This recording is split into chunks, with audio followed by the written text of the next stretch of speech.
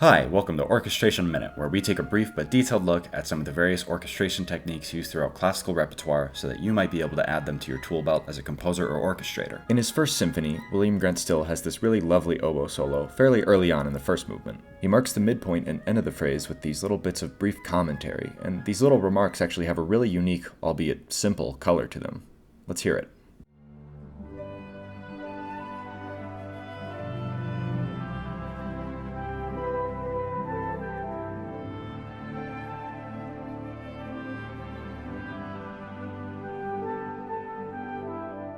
This is one brass and woodwind doubling that works remarkably well, and it's due to the fact that, while the horn and clarinet obviously have distinct timbres from one another, they both quite often play a blending role in the orchestra. This is why this doubling is fairly unobtrusive, but really beautifully combines the pale sound of the clarinet in its slightly higher register with the slightly fuller sound of the horn an octave lower. Let's hear it again and really pay attention to this color and how the two instruments combine with each other.